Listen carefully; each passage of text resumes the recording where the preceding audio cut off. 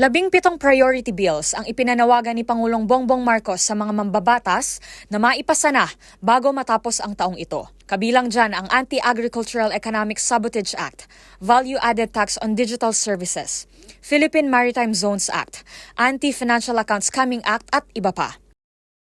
Ang mga batas na ito, aniya kapag naipasa at naimplementa, ay lubos na makakatulong sa pambansang kaunlaran at kaginhawaan ng mga Pilipino.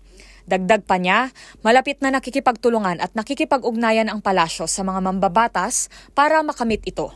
Our people are eagerly awaiting the passage of the 17 priority bills certified by LEDAC, which we will be discussing very, very soon, which if passed and enacted will steer our national development and improve the conditions of our fellow countrymen.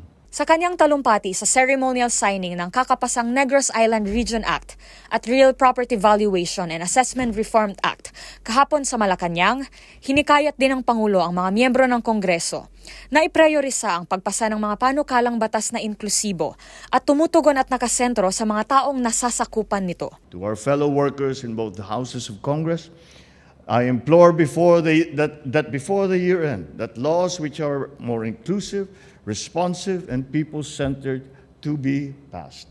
And we are deep in discussion about that. Matatanda ang sa ika-4 na pagpupulong ng Legislative Executive Development Advisory Council o LEDAC noong Marso, ipinanukala ng Konseho ang pagpasa ng 20 bill sa katapusan ng Hunyo ng taong ito. Sa kasalukuyan, 3 na ang naisa sa batas at 17 pa ang inaasahang maipasa sa pagtatapos ng 2024.